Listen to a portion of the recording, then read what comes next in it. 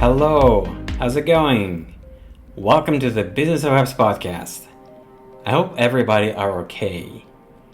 Alright, I'm gonna set the stage first.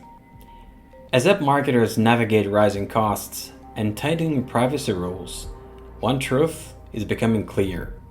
Relying solely on Meta, Google, and TikTok is no longer sustainable. Beyond those walled gardens lies a vast, often overlooked landscape, the open internet, where opportunities for user acquisition remain untapped. In this App Talk special of the Business of Apps podcast, David Murphy sits down with Omri Argaman, co-founder and CMO of Zoomd, to unpack how brands can scale efficiently outside the major ad platforms. Omri shares lessons from running thousands of campaigns across more than 600 integrated channels, from SDK and OEM partnerships to mobile operators and in-game ads. You will hear why advertisers need to rethink where their users are, how to combat fraud while operating in open markets, and what strategies help brands grow globally without overspending on usual platforms. If your growth plan still starts and ends with Meta and Google, this episode will change how you think about user acquisition mix. Let's dive in. Here's Omri Argaman, co-founder and CMO at Zoomd. Hi, I'm David Murphy at Business of Apps, and I'm talking today with Omri Argaman, who is founder and CMO at Zoomd. Omri, good day to you, sir. How are you doing? Great, David. How you doing? Very happy to be here with you and everyone. It's my pleasure. Haven't talked for a while. Great being here. Good stuff. So, Omri, just give everyone a quick intro to Zoomd, if you would, first, please. Of course. So Zoomd is a mobile-first global powerhouse. Zoomd is actually a merge of two companies. The first one is Moblin. I co-founded Moblin, one of the first mobile marketing companies in the world in 2007. Been in the industry since then. To make a long story short, 2017, Moblin was we had an agency, we had a platform for user acquisition. 2017, we sold the agency. We left the platform for user acquisition. We merged it with Zoomd, and we became one company. At the end of 2019, we went public in Canada at Toronto Stock Exchange at TSXV. We're a public company since then. Got offices in 5 countries. At the end of the day, what we do is mobile first performance marketing. We have a toolbox with 3 products and a service, and we work with advertisers that are looking to grow globally in multi-geos and a lot of countries growing their mobile business. Good stuff. Now, I know we're going to talk today about user acquisition beyond the walled gardens of Meta, Google, TikTok, etc. Why do people need to look beyond those walled gardens? So today, everyone advertises on Google and Facebook, of course. Also TikTok, put their TikTok also, of course. Let's say Meta, Google, and TikTok. Everyone advertises there. Your biggest competitors are there. Your new competitors are there. Your old competitors are there. Everyone needs to advertise there because that's where, let's say, most of the traffic is. But where we work also in the closed gardens, but mainly in the open internet. All the other media channels, if it's ad networks, SDK networks, mobile operators, OEMs. And it's important in ours, the way we see it, it's important to advertise there. First, a lot of your competition isn't there. 2, it's harder to succeed there, and that's why a lot of advertisers don't like operating there. And 3, and maybe most important, there are a lot of users out there. I mean, a lot of times advertisers do not advertise there because they don't have the knowledge, they don't have the experience, they don't have the right partner, they don't know how to measure it. That does not mean that there are no customers there for you. And there's a lot of business for any type of advertiser to grow and a lot of users to acquire in the open internet, the non-closed gardens, actually. Good stuff. So when you talk about the open internet, just flesh that out a bit for us, if you would. You know, what are we talking about when we're talking about the open internet outside the walled gardens? So the open internet is actually it's a lot of types, various types of media channels.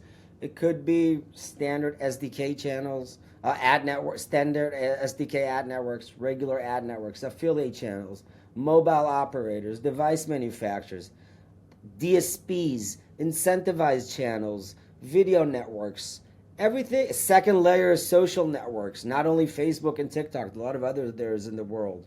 Native ads, in-game advertising. There are a lot of channels you can advertise that are non-Facebook, again, non-Meta, non-TikTok, and non-Google.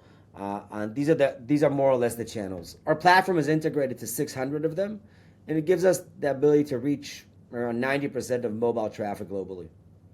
Good stuff. And I was going to say, I don't want to blow your trumpet for you, but presumably with so much choice out there, people new to it, one of your USPs is going to be that you're going to help them navigate that confusion and put them in the right places. Of course. So yeah, a lot of times, again, most big advertisers, or medium size at least, and bigger, they have their own PPC team. They want someone running for them search, running social, of course. But a lot of times they don't have that person or team or partner that knows to run in those channels. And that's what we offer. Again, we do also the closed gardens, but really believe that in the open internet, those other channels, as long as you work on performance models, and that means that you're lowering your risk because you're buying users actually. You're not buying impressions or clicks, you're buying users. So our belief is that is a great ocean to grow with for any advertiser.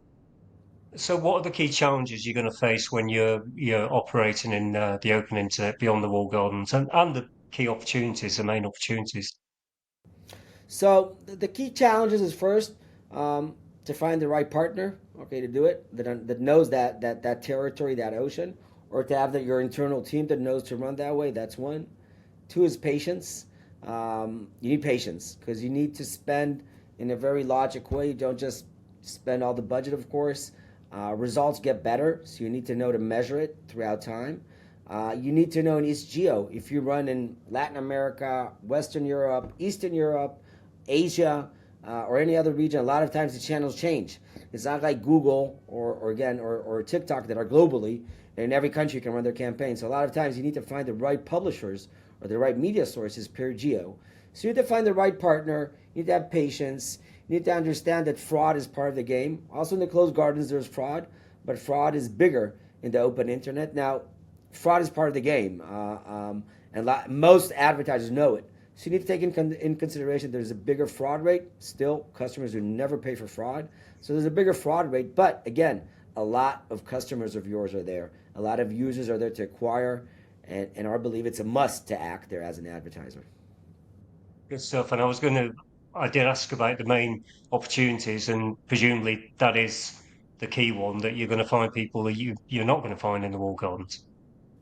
Yes, or you'll find them in different situations. Everyone today, they use, if it's TikTok or Facebook or Instagram, but they also consume their content throughout the day in a lot of other places. And a lot of times it's better to acquire them regarding user acquisition in the other channels. So those users can maybe still be in the closed gardens, but throughout the day, they'll be also in other channels. Sure.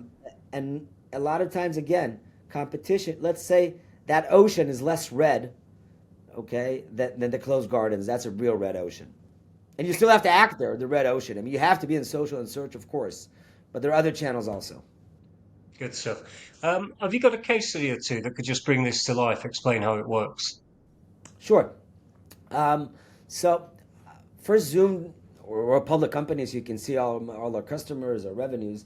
But let's say I can take an example of an entertainment and streaming company that sells streaming services for their app for subscribers, video-based streaming services.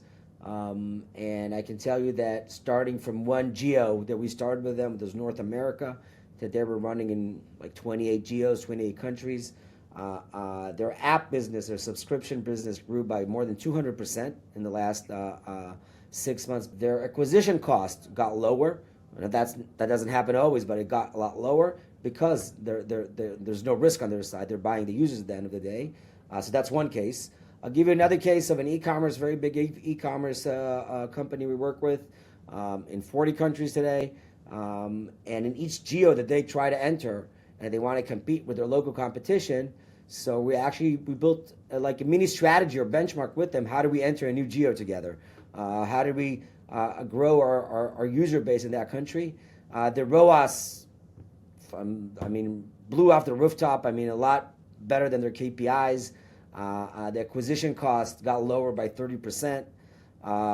They grew their market share in the last year, and each year that they entered, they grew their market share by a minimum of 20% regarding competition.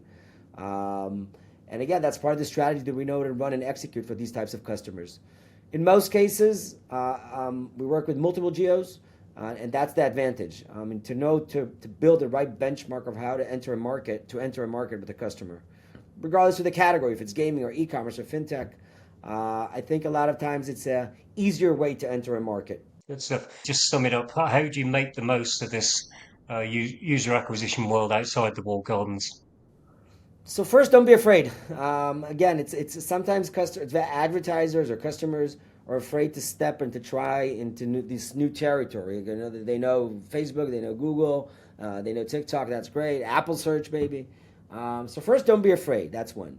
Two, because it's mostly performance models. I'm talking about companies like us. I'm not talking only about Zoom, but in general. So what you should set is you choose a country, not a tiny country, a country that's big enough. You have your KPIs. You start with a test budget, okay? A low test budget. It doesn't have to be 50K. It can be 10, 15, 20K. And taking into consideration the partner, or you work with an agency or a tech company that works on performance models, so very fast you will know if this can succeed or not. So don't be afraid. Start with the budget, a test budget. You're saying this is a budget for this. For testing these new types of channels. Be patient regarding your KPIs. They'll be achievable, but sometimes it can take time. Take into consideration fraud. Again, it's part of the game. Use an anti-fraud solution. We have one as part of our platform, but I always recommend to use a third-party anti-fraud solution because that really helps. And find the right partner or your right internal team, regardless if it's a partner or an agency or a company, but find a company or people with experience that know to work in these types of media channels.